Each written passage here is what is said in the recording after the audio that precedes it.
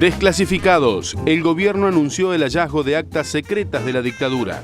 El ministro de Defensa, Agustín Rossi, confirmó que las 6 carpetas originales con todas las actas secretas desde marzo de 1976 a 1983 fueron encontradas en el edificio Cóndor. Según Rossi, el material contiene todos los temas que se trataban durante la dictadura. Incluye listas negras de artistas y los planes militares para los 90 y el año 2000. Dividido 6. El grupo Clarín presentó un plan de adecuación que divide sus medios audiovisuales en 6 unidades empresarias. Tras el fallo de la Corte Suprema que confirmó la constitucionalidad de la Ley de Medios, el grupo Clarín finalmente propuso ante la AFSCA un plan para adecuarse a la norma. Martín Sabatel aclaró que el organismo tiene 120 días para analizarlo, pero puede ser antes, advirtió el titular de la AFSCA. No funcionó. En su día de estreno, el sistema porteño de inscripción online de las escuelas quedó saturado. El método creado por el gobierno de la ciudad para agilizar la inscripción escolar y evitar supuestas digitaciones quedó fuera de sistema porque no dio abasto. Multitudes de padres se quejaron. Tampoco funcionó la línea 147, la misma que se utiliza para llamadas de auxilio. En el freezer, destacan que el precio de la carne se mantiene casi estable desde hace 3 años. Los especialistas del sector niegan que la carne haya subido al ritmo de la inflación y consideran que aumentó apenas un 8% entre 2010 y 2013. Después de una suba de casi el 100% en 2010, el kilo de carne ronda los 40 pesos. Muy bien, una de las noticias importantes que veíamos allí en la apertura de títulos tiene que ver con la presentación que hizo el Grupo Clarín para adecuarse a la Ley de Servicios de Comunicación Audiovisual que recibió de parte de la Corte Suprema de Justicia el martes pasado la definición de que es constitucional esta ley después de un largo litigio de 4 años. Y a propósito de este tema, la Corte Suprema se ha quejado, entiendo yo, Mariana, respecto de las críticas que han partido, digamos, de ciertos sectores políticos, ¿no? Sí, sacó un comunicado de prensa firmado por los 7 integrantes, o sea, un fuerte peso institucional, donde dice, entre otras cosas, que digamos, lo que le pegan es a la reunión que tuvo Lorenzetti, que había trascendido con integrantes del gobierno. Y entonces claramente lo que dice la Corte en este comunicado de prensa que se conoció en el día de hoy, que las reuniones entre representantes de poderes del Estado forman parte de la actividad normal de la República y no tienen por objeto la discusión de las soluciones a adoptar por el tribunal en las causas sometidas a esta jurisdicción. Sí. A tales fines, esta Corte es representada por su presidente, quien informa al cuerpo colegiado de todas sus gestiones. Es decir, lo que hace Lorenzetti lo saben el resto de los integrantes, lo que está diciendo en este comunicado. Las que siempre han sido notificadas por el Pleno y ratificadas por el Pleno. Y lo que dice además, y es muy interesante, es porque dice, la democracia necesita de un debate robusto de los actos estatales. Sí. Ahora bien, en nada contribuyeron a este debate ni al aludido fortalecimiento institucional los ataques dirigidos a los miembros del tribunal cada vez que una decisión de esta Corte no satisface las expectativas de algún sector de la opinión pública. Lo que le está diciendo a quienes atacan ahora a Lorenzetti puntualmente a partir de esta decisión, desde el diario Clarín y desde el diario La Nación, es que, bueno, porque no les guste las decisiones que se toman en este tribunal, no nos tienen que criticar. Exactamente. Este es un punto interesante. Y la otra noticia que se conoció en el día de hoy, vinculada a este tema justamente y a la aplicación de este fallo que ratificó la constitucionalidad de la Ley de Servicios de Comunicación Audiovisual, tiene que ver con que la Corte rechazó este planteo que habían hecho diputados fundamentalmente del PRO la semana pasada, entre ellos Patricia Bullrich. Llamó la atención que lo integraba este grupo Federico Pinedo, que suele ser más moderado, Paula Bertol, entre otros, que pedían que se suspenda la aplicación del fallo. Y lo que la Corte les dice, ustedes no tienen parte en este litigio, no son nadie. De acá, sí. Y bueno, y rechazó justamente diciéndoles que no son parte del proceso y no están legitimados para llevar adelante esa solicitud. ¿Qué pasa, Magallanes? Porque estamos hablando de un tema serio en este momento. Lorenzetti. Estaba hablando el otro día con Lilita y me dice, tiró por la gorda perdón. No, tiró por la borda. Sí, ok. Una carrera Cuídese con las palabras, Magallanes. Una carrera presidencial. Sí. Porque era nuestro candidato y ahora evidentemente va a ser el segundo de Scioli. O Pero algo si es así. presidente de la Corte Suprema de Justicia, está en otro perfil en Magallanes. Pero pintaba para más otra promesa más que quedó en el campo de juego, ¿no? Pero le cambió el tono, usted le dice como ahora. No, Lorenzetti. ¿Y antes cómo le decía, perdón? Lorenzetti. Ah, ok, perfecto. Ahora estoy Lo odio. Claro, estoy entendiendo la situación. Saya tenía algo para decirle esto. No, vinculado con el tema de los diputados, porque es bastante notable como que quedaron descolocados, pero muy descolocados, porque se presentaron para que suspendan la ley, cuando, teóricamente, el grupo más afectado ya reconoció la ley presentando el plan de adecuación. Exactamente. Entonces, ellos quedaron por encima de lo que... El propio supuestamente afectado. Claro, digamos, del supuestamente afectado, digamos. Lo que muestra un papel bastante triste de estos legisladores. Sí, estos fue medio diputados. triste también la situación del viernes en la Comisión Interamericana de Derechos Humanos en relación a una denuncia presentada por un grupo de periodistas que los miraron de una manera como diciendo, ¿qué hacemos acá? ¿No? Porque la verdad que una ley uno puede estar de acuerdo o Sí, desacuerdo. Es válido que legisladores puedan decir no estamos de acuerdo con esta ley. Sí. Pero hacer esta puesta en escena cuando el propio damnificado, supuesto damnificado del Grupo Clarín, presenta el plan de adecuación, digamos, queda un poco mal. Sí, además un plan de adecuación. No quedan muchas palabras. Claro, estaba claro, tratando de buscar una palabra que Iba- sea televisiva. iban otros calificativos, Claro, sí, que sea televisiva. No, bueno, pero también hay que decir que la AFCA se va a tomar un tiempo para estudiar este plan de adecuación que presentó en el día de ayer Clarín, que lo que arma es básicamente 6 empresas que se llaman clarinitos, y cada una de esas empresas, en principio las más importantes, las que concentran los medios con mayor influencia, van a quedar en manos de las propias personas que están en este momento administrando al Grupo Clarín. Para eso el AFCA se va a tomar un tiempo para los planes de adecuación que ha presentado todos los medios que tenían que obviamente adecuarse, entre esas cosas, vender licencias de acuerdo a lo que establece la ley. Hablemos un toque, cambiamos de tema, vamos a hablar un toque de los documentos realmente importantes que se encontraron en el edificio Cóndor, en el Ministerio de Defensa. Esto devela, denota que hay durante la época de la dictadura militar se archivaba gran cantidad de material respecto de quiénes eran las personas que había que perseguir, que había que maltratar, que había que torturar inclusive, ¿no? Y Sí, desaparecer también. Muy impactante que existan estos documentos todavía. A mí creo que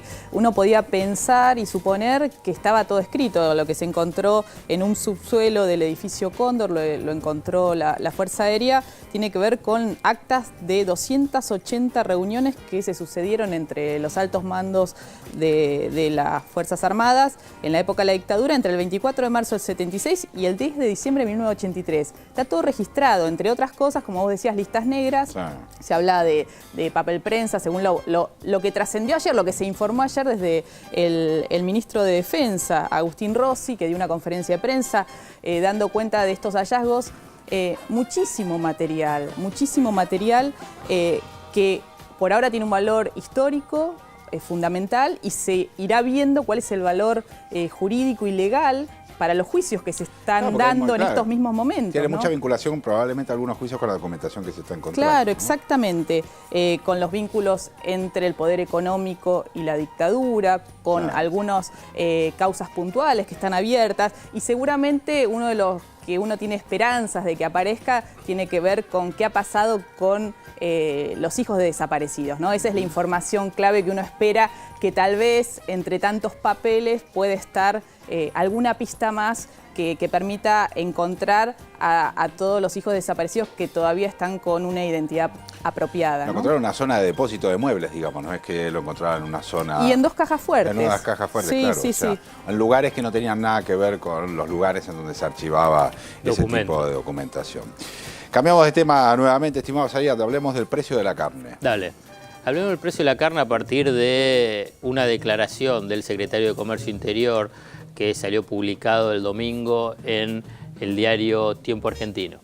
Frente a la pregunta de decir, bueno, el gobierno oculta el tema de la inflación, la respuesta del secretario de Comercio Interior dice, bueno, ¿cómo es que va a ocultar el tema de la inflación si la carne no aumentó en los últimos 3 años? Sí. A partir de ahí empieza la polémica. Empieza la polémica vinculada con, bueno, ¿aumentó o no aumentó el precio de la carne? Y como siempre, el tema de las estadísticas depende de la base que empezás a hacer la comparación. Entonces vos agarrás y decís, bueno, si vos tomás desde el 2010, entonces los últimos 3 años, en el comienzo, digamos, hubo un salto en el precio de la carne y después se mantuvo estable. ¿Por qué estuvo este salto, digamos, de lo que fue el 2007, 8 y 9? Porque durante ese periodo del 2007, 8 y 9, lo que hubo fue un estancamiento, tanto en los precios vinculado con restricciones para la exportación, sumado a incremento del consumo. Lo que provocó en ese momento es que la ganadería, los ganaderos, lo que se llama liquidaron el stock ganadero. Esto en un momento, bueno, había abundancia de carne y además con restricciones a las exportaciones. Entonces durante ese periodo, 2007, 8 y 9, el precio de la carne fue bajo.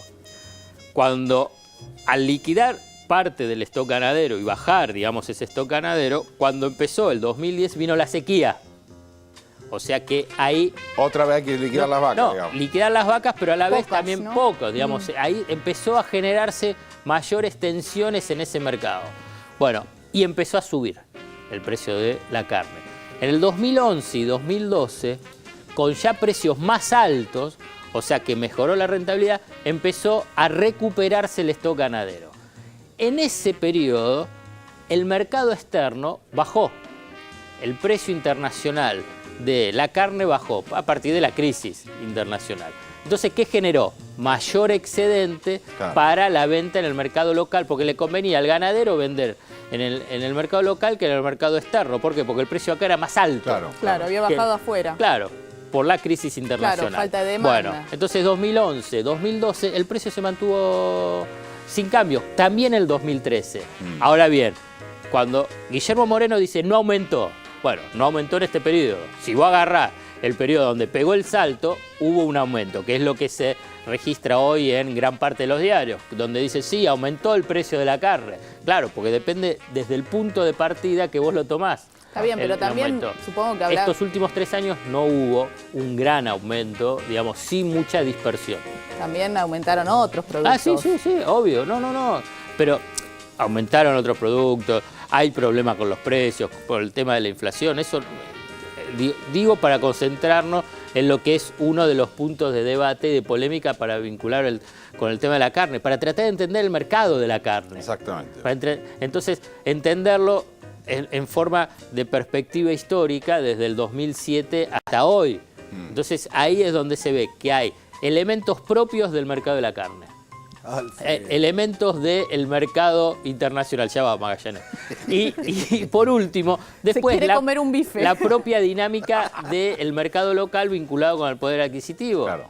Que hace que cuando la gente tiene más plata, come más carne. Cuando tiene menos plata, come Además, menos te carne. digo una cosa, finalmente la carne es una comida que no es tan cara en relación a otras comidas. Digo, la verdura en relación a la carne es mucho más cara. Pero esto se da en el 2013. Si vos, es difícil que uno pueda recordar, pero en el 2011 la carne había subido mucho. El precio de la carne era muy alto. ¿Por qué? Porque había pegado ese salto después de la sequía, lo que yo te dije. Entonces vos tenías ahí un tema de decir, uy, la carne está cara. En ese momento, o sea, bueno, pasó el 2011, pasó el 2012 y el 2013 casi sin cambios. Entonces, hay otros precios que sí subieron. Entonces empezás a comparar y decís, bueno, hoy la carne versus la pasta, vos agarrás y decís, antes no era la relación tan pareja. Al revés, era mucho más barata siempre cuando pensabas la pasta. Claro. Entonces ahí, ahora no lo voy a desarrollar, está el tema de harinas. El mercado del trigo. El precio del trigo, donde el tema de la cosecha, etcétera. Pero hoy, solamente para que después ahora Magallanes diga algo, me quedo sobre la carne, porque si le digo la carne con el trigo no va a tener un remate que las pueda unir. No, los que tienen un remate son ustedes, nos están rematando a todos. ¿Pero qué dice eso que nos están rematando? Alfredo, lo escucho y se me ríe la bola de lomo. Te pido por favor, tenga cuidado con las cosas que dice. No, por hacer una cosa temática con respecto al ganado bovino. Sí. ¿Dónde compra la carne, viejo? En la Vaca Loca, en la carnicería de Casamí, viejo. ¿Con qué compara la carne? ¿Con un taxi espacial? Yo no puedo comer. Zulma hace rato que no come carne. ¿No? Mi empleada doméstica la tengo ahí a Sushi, que me sale más barato. Sushi. Sushi. Pero si está barata la carne. Mire, se me ríe la otra bola de lomo. No, pero acá... Por ahí no le está dando pan, por ahí no le da pan o no le da pasta. No le doy pan a quien no tiene dientes, le tengo que hacer el... Si llega a decir que se le ríe otra bola de lomo más, no le creemos. El comedor. No, se sorprendería. Me sorprenderíamos mucho. Gracias, Zayat. No, por favor. Nos vamos a corte, señoras y señores. En un ratito seguimos, que todavía Comunistas. esté. Prasta, Magallanes. ¡Comunistas! Ya volvemos, dale.